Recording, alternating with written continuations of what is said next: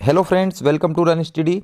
MP police GK series का हमारा चौथा वीडियो है। इस वीडियो में आपके लिए मैं कुछ महत्वपूर्ण प्रश्न लेकर के आया हूं जो कि व्यापम की विगत एग्जाम्स में पूछे गए हैं। और आप देख लीजिए, व्यापम के जो प्रश्न होते हैं ये उसकी एग्ज़ाम में रिपीट होते रहते हैं। इसका एक उदाहरण है जेल प्रेरी परीक्षा जो 2020 में हुई थी, उसमें भी बहुत से प्रश्न रिपीट हुए थे। इसी वीडियो में आपको कुछ प्रश्न देखने को मिलेंगे जो जेल प्रेरी परीक्षा में रिपीट हुए थे। ठीक है, तो हम लोग ज़्यादा बात ना करते हुए डायरेक्ट वीडियो को स्टार्ट करेंगे।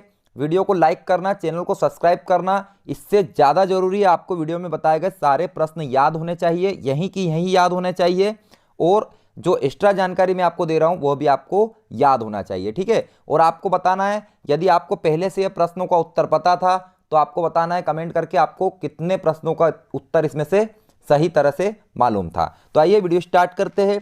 पहला प्रश्न है, भारत में कितनी अनुसूचित भाषाएं मान्यता प्राप्त है? तो भारत में कितनी भाषाओं को मान्यता प्राप्त है, मतलब संविधान में कितनी भाषाओं को मान्यता प्राप्त है? तो संविधान में हमारे 22 भाषाओं को मान्यता प्राप्त है। कितनी भाषाएं? 22 भाषाएं। ठीक है, अब एक चीज याद रखना कि जब संविधान बना था उस समय 14 भाषाओं को मान्यता प्राप्त थी। कितनी भाषाओं को? 14 भाषाओं को मान्यता प्राप्त थी। लेकिन आज वर्तमान की बात करें तो 22 भाषाओं को मान्यता प्राप्त है। उस समय जब संविधान बना था उस समय कितनी थी? 14 भाषाएं थी। कितनी थी? 14 भाषाएं थी। और फिलहाल में आज कितनी है? वर्तमान में 22 भाषाएं हैं। ठीक है, आपको समझ में आया? अब बात करते हैं संविधान में जो भाग है, कौन से भाग में भाषाएं है? इंपॉर्टेंट चीज है, एग्जाम में पूछी जाती है। तो भाग नंबर 17, मतलब संविधान के जो 17वां भाग है उसके अंदर आपको भाषाएं देखने को मिलेगी। भाषाओं के बारे में यदि आपको पढ़ना है तो संविधान का कौन सा भाग देखना पड़ेगा? 17वां भाग देखना पड़ेगा। अब अनुच्छेद की यदि बात करें तो अनुच्छेद 343 से 351 तक आपको भाषाओं से रिलेटेड मिल जाएंगे। कहां से कहां तक? 343 से लेकर 351 तक आपको भाषाओं के अनुच्छेद मिलेंगे। ठीक है, भाग पूछे तो कौन सा? 17। ठीक है, अनुच्छेद कहां से कहां तक? 343 से लेकर 351 तक आपको अनुच्छेद देखने को मिलेंगे भाषाओं से। ठीक है, और यदि आपको भाग पूछे तो आपको भाग 17वां बताना है। यदि पूछे वर्तमान में संविधान में कितनी भाषाएं मान्यता प्राप्त है तो 22 भाषाएं।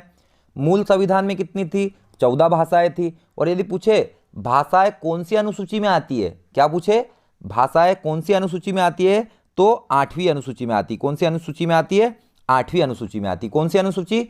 8वीं अनुसूची। अब ध्यान देना, कुछ मैं आपको संविधान संशोधन बताऊंगा। एमपी पुलिस में बिल्कुल यह पूछे जाएंगे, आपको अच्छे से याद करना है क्योंकि ये पूछे जाते हैं व्यापम की एग्जाम में। ठीक है, लास्ट एमपी पुलिस के आप पेपर देखिए, उसमें ये प्रश्न पूछे गए थे। ठीक है, तो हमारे पास तो 14 भाषाएं थी जब हमारा संविधान बना था। ठीक है, तो 15वीं भाषा को हमने जोड़ा, क्योंकि अभी तो 22 भाषा है ना, तो हमने 15वीं भाषा को जोड़ा। तो 15वीं भाषा हमारी थी सिंधी। कौन सी थी? सिंधी। आपको याद रखना है 15वीं भाषा कौन सी थी? सिंधी भाषा थी। और इसको कब जोड़ा? तो आपको याद रखना 1967 में जोड़ा है। ठीक है, सिंधी भाषा को कब जोड़ा है? 1967 में जोड़ा है। सिंधी भाषा 1967 में जोड़ी गई है। और कौन सा संविधान संशोधन था? 21वां। तो एक बार मेरे साथ में बोलना है। देखिए थोड़ा सा कठिन है, बाकी आप यहीं की यहीं याद करते हो तो बिल्कुल आपको याद हो जाएगा। ठीक है, और एग्जाम में आएगा तो 1 नंबर दे सकता है। ठीक है, यदि नहीं याद करते हो तो कोई दिक्कत नहीं है, एग्जाम में यदि आया और गलत करा तो बहुत दुख की बात होगी। ठीक है, तो 21वां संविधान संशोधन आपको बोलना है। कौन सा? 21वां संविधान संशोधन। संविधान में कौन सा संशोधन करा? 21वां। और 21वां संशोधन कर रहे तो नीचे क्या लिख रहे? सिंधी भाषा। कौन सी भाषा? सिंधी भाषा। 21वां संविधान संशोधन, नीचे क्या लिख रहे? सिंधी भाषा। और कौन सा साल? 1967। कौन सा साल? 1967। अब आगे देखेंगे 71वां संविधान संशोधन। कौन सा? 71वां, 71।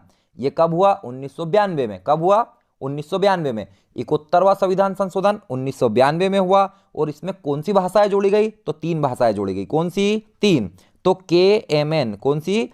KMN, मतलब कोंकणी, मणिपुरी, नेपाली। बोलो, कोंकणी, मणिपुरी और नेपाली कब जोड़ी गई? 1992 में जोड़ी गई। और संविधान संशोधन कौन सा था? तो 71वां था। कौन सा था? 71वां था। कौन कौन सी? कोंकणी, मणिपुरी और नेपाली। ठीक है, आप देखो 18 भाषाएं हो गई।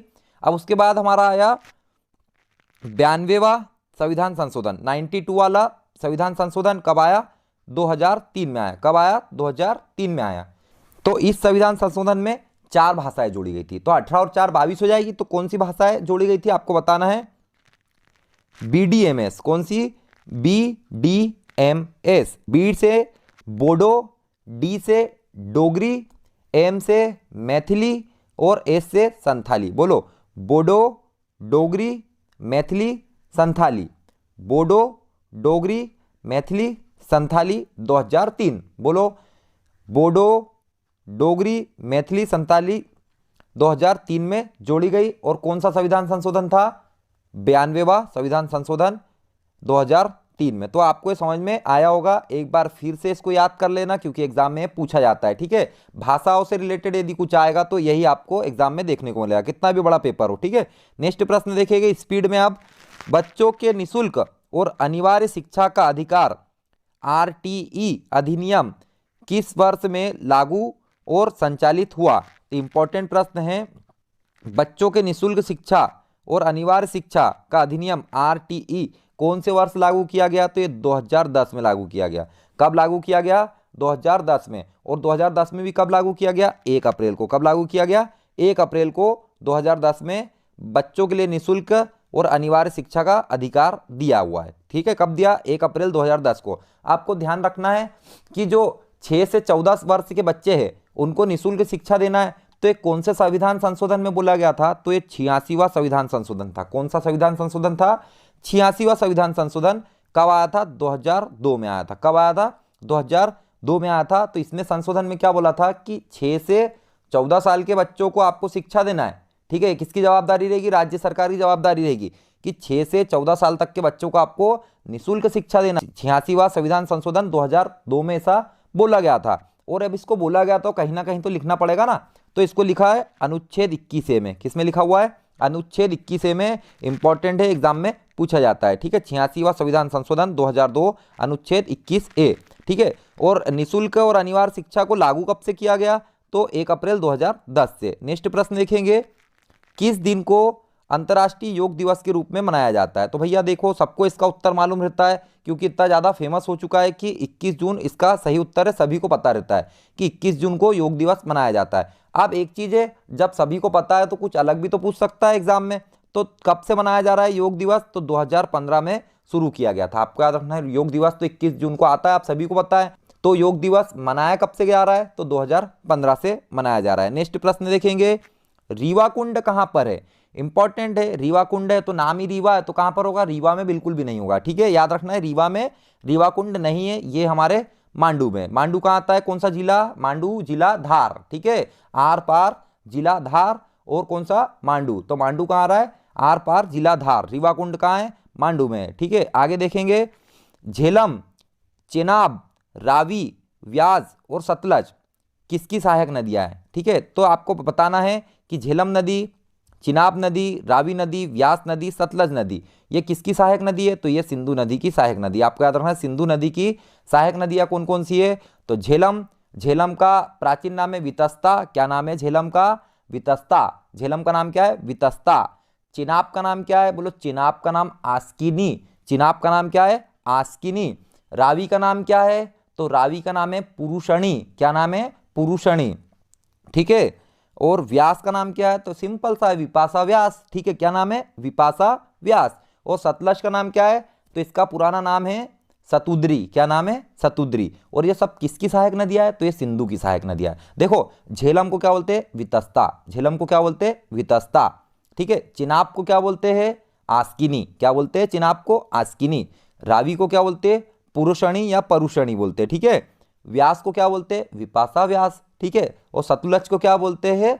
सतुद्री बोलते हैं। तो आपको याद हुआ होगा। नेक्स्ट प्रश्न है, मध्य प्रदेश में बैंक नोट मुद्रणालय प्रिंटिंग कहां पर है? तो भैया बैंक के नोट जो होते हैं, हमारे नोट होते हैं, मध्य प्रदेश में कहां प्रिंटिंग होते हैं? बड़ा सिंपल सा है, कहां होते हैं? देवास में होते हैं। तो ये देवास में जो बैंक नोट वाली जो हमारा प्रिंटिंग प्रेस है, ठीक है, ये कब लगाई गई थी? तो 1973 में लगाई गई थी। आपको याद रखना, 1973 में इसको लगाई गई थी। ठीक है, देवास में क्या लगाई गई थी? जो हमारा बैंक नोट जहां पर छपते हैं, ठीक है, तो प्रिंटिंग ये कब लगाई गई थी? 1973 में लगाई गई थी। अब नेपानगर क्यों फेमस है? तो नेपानगर में अखबारी कागज है। ठीक है, आपको मालूम है नेपानगर में क्या कौन सा कागज बनता था? अभी तो बंद पड़ा हुआ है। तो नेपानगर में अखबारी कागज का सरकारी कारखाना है। ठीक है, उज्जैन क्यों फेमस है? तो उज्जैन में महाकाल जी है इसलिए उज्जैन फेमस है, और भी बहुत सारी चीजें हैं इसलिए उज्जैन फेमस है। ठीक है, होशंगाबाद, यहाँ पर आपको होशंगाबाद याद रखना है। होशंगाबाद में क्या है? सिक्योरिटी पेपर मिल। जैसे नोट का जो कागज रहता है ना, कहाँ बनता है? होशंगाबाद में बनता है। कहाँ बनता है? होशंगाबाद में बनता है। जो हमारे स्टाम्प के कागज होते हैं ना, ये भी होशंगाबाद में बनते हैं। तो आपको ये समझ में अच्छे से आया होगा। ठीक है, तो देवास में जो प्रिंटिंग प्रेस लगी हुई है, ये कब से लगी हुई है? तो 1973 से लगी है नोट छापने के लिए। ठीक है, नेक्स्ट प्रश्न देखेंगे हमारा, वह राष्ट्रपति कौन है जिनका सबसे लंबी अवधि का कार्यकाल रहा है? इंपॉर्टेंट प्रश्न है, आप सभी को पता होगा कि डॉक्टर राजेंद्र प्रसाद भारत के पहले राष्ट्रपति, भारत के पहले राष्ट्रपति, और यही सबसे ज्यादा समय तक राष्ट्रपति के पद पर रहे।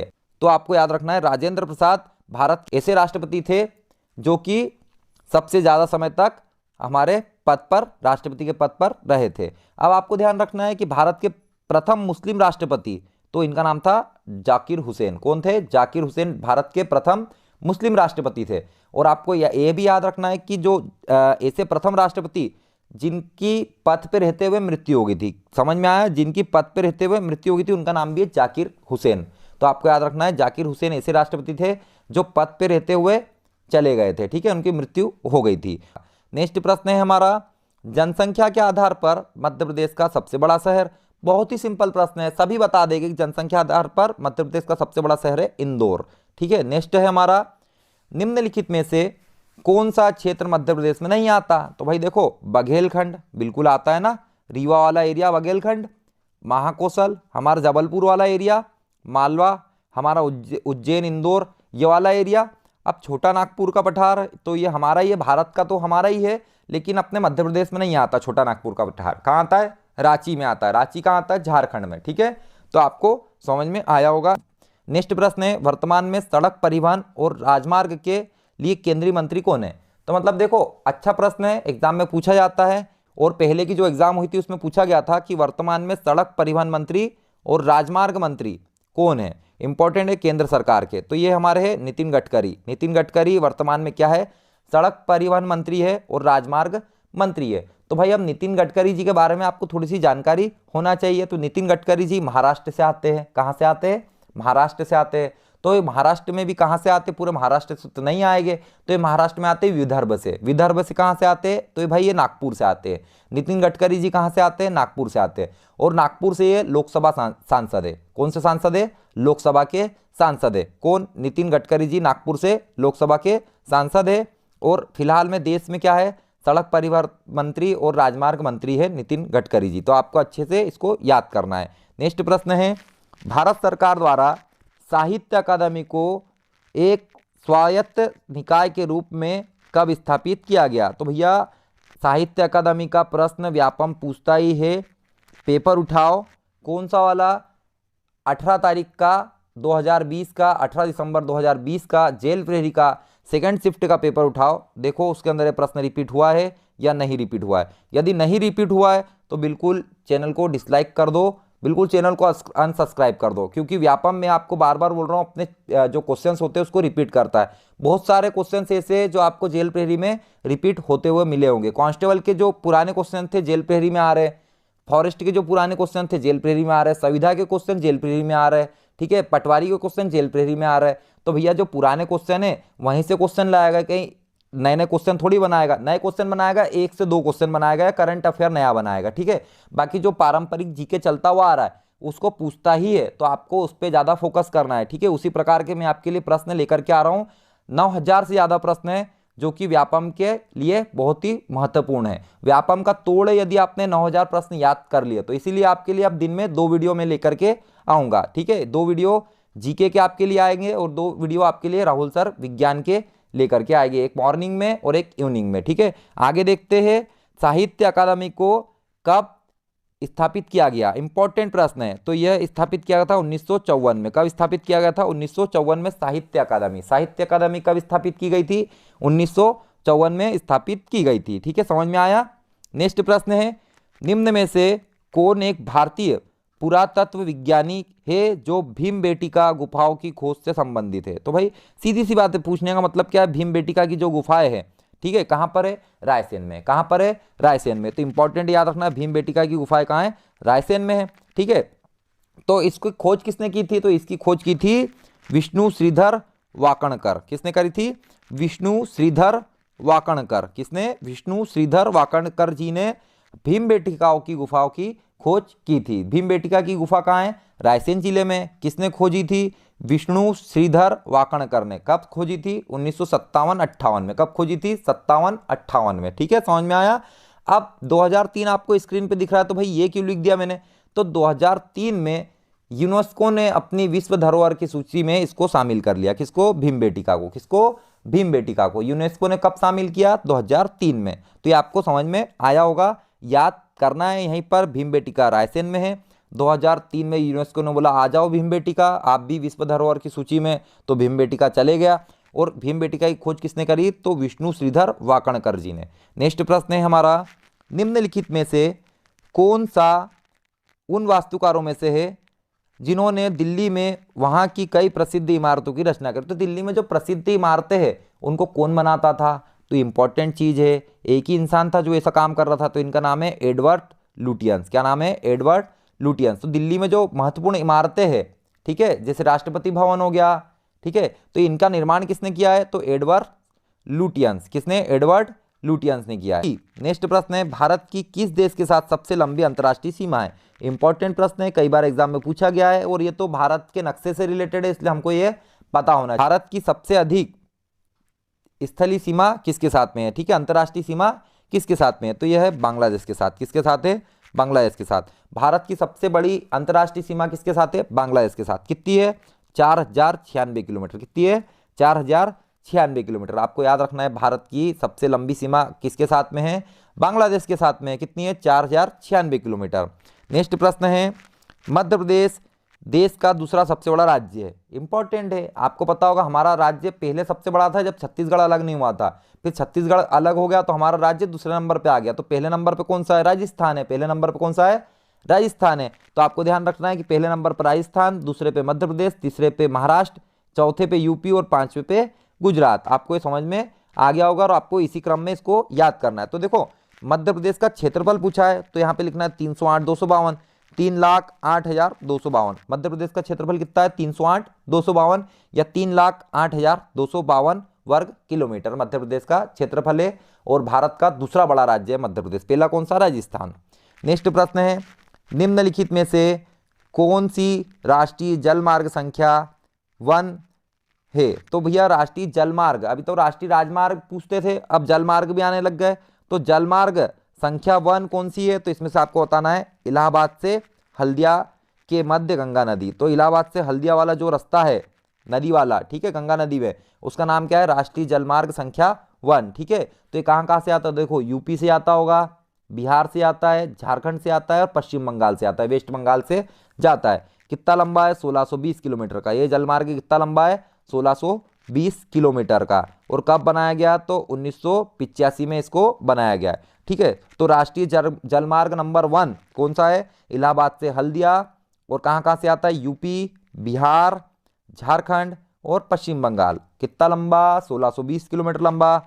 और कब बनाया गया, 1985 में बनाया गया। नेक्स्ट प्रश्न है, राष्ट्रीय कैडेट कोर एनसीसी की स्थापना किस वर्ष हुई। अब बहुत सारे लोग एनसीसी को जानते हैं, लगभग सभी स्टूडेंट एनसीसी को जानते हैं। तो एनसीसी की स्थापना कब की गई, तो 1948 में की गई। कब की गई, 1948 में की गई। और आपको ध्यान रखना है 1948 में कौन से दिन की गई, तो 16 अप्रैल। 16 अप्रैल को एनसीसी डे आता है। कौन सा डे आता है, एनसीसी डे आता है 16 अप्रैल को। भाई एनसीसी का मुख्यालय कहाँ है, तो दिल्ली में। कहाँ पर है, दिल्ली में है। और अभी फिलहाल यदि बात करें 2021 में, जनवरी 2021 में इसके महानिदेशक कौन है, तो राजीव चोपड़ा। कौन है एनसीसी के महानिदेशक, राजीव चोपड़ा। करंट अफेयर में है 2021 में एनसीसी के महानिदेशक कौन है जनवरी तक, तो राजीव चोपड़ा। ठीक है, राजीव चोपड़ा। नेक्स्ट प्रश्न है हमारा, मध्य प्रदेश हिंदी ग्रंथ अकादमी की स्थापना कब की गई। इंपॉर्टेंट प्रश्न है, एग्जाम में कई बार रिपीट हुआ है। मध्य प्रदेश हिंदी ग्रंथ अकादमी की स्थापना 1969 में की गई। तो आपको याद रखना है, मध्य प्रदेश हिंदी ग्रंथ अकादमी की स्थापना 1969 में की गई। 1969 में किसकी स्थापना, मध्य प्रदेश हिंदी ग्रंथ अकादमी। नेक्स्ट प्रश्न है हमारा, महात्मा गांधी जी ने दांडी मार्च का प्रारंभ किया था। तो भाई महात्मा गांधी जी थे उन्होंने दांडी मार्च निकाला था वो नमक के लिए, ठीक है। तो कहाँ से निकाला था? साबरमती आश्रम से निकाला था। कहाँ से निकाला था? साबरमती आश्रम से। तो भाई कितने लोगों के साथ गए थे? तो इनके 78 अनुयायी थे। कितने थे? 78 अनुयायी थे। और कब चालू करा था? तो 12 मार्च 1930 को चालू करा था और 6 अप्रैल को दांडी पहुंच गए थे। कितने दिन लगे थे? 24 दिन लगे थे, ठीक है। तो आपको ये सभी चीजें याद करना है। साबरमती आश्रम से चले थे, 78 लोग उनके पीछे थे, ठीक है। 12 मार्च को निकले थे 1930 में और 6 अप्रैल को दांडी पहुंच गए थे। नेक्स्ट प्रश्न है हमारा, भारत का प्रमुख लौह अयस्क निर्यात बंदरगाह कौन सा है? तो निर्यातक बंदरगाह ऐसा जो लौह अयस्क को निर्यात करता है, तो ऐसा बंदरगाह कौन सा है हमारा? तो आपको याद रखना है मार्मुगांव बंदरगाह। कौन सा? मार्मुगांव बंदरगाह, ये हमारा गोवा में। यदि आपके पास ज़्यादा लोहा है, आपके पास लोहा अयस्क है, तो उसको डायरेक्ट गोवा पहुंचा दो। और गोवा में एक बंदरगाह है, कौन सा? मार्मुगांव। बोलो जल्दी से, मार्मुगांव बंदरगाह। और इसमें रख दो बंदरगाह के पास, वहां पर आपका जो भी सीप आएगा उसके अंदर रख देना और वहां से निर्यात कर देना, ठीक है। तो लोहा निर्यात करने के लिए कौन सा बंदरगाह? मार्मुगांव बंदरगाह। तो कहां पर है ये? तो ये हमारे गोवा में। कहां पर है? गोवा में। अब आता है कामराजार बंदरगाह। तो कामराजार बंदरगाह कहाँ है? तो ये तमिलनाडु में। कहाँ है ये? तमिलनाडु में। यदि हमको प्रमुख लौह अयस्क बंदरगाह पूछा तो हम बता देंगे मार्मुगांव गोवा। और यदि हमको पूछता है कि कामराजार कहाँ है तो हम बता देंगे तमिलनाडु में। अब है कांडला बंदरगाह, यह फेमस है, इसके प्रश्न बनते हैं एग्जाम में। तो कांडला बंदरगाह है हमारा गुजरात में। कहाँ पर है? गुजरात में। इसका नया नाम याद रखना, क्योंकि इसका नया नाम अब कर दिया गया है तो एग्जाम में पूछ सकता है। तो कांडला बंदरगाह का नया नाम है दीनदयाल पोर्ट। क्या नाम है? दीनदयाल पोर्ट। क्या नाम है? दीनदयाल पोर्ट, मतलब कांडला बंदरगाह, जो कि कहां पर है? गुजरात में है। अब आपको एक और चीज याद रखना, सबसे पहला मुक्त व्यापार क्षेत्र।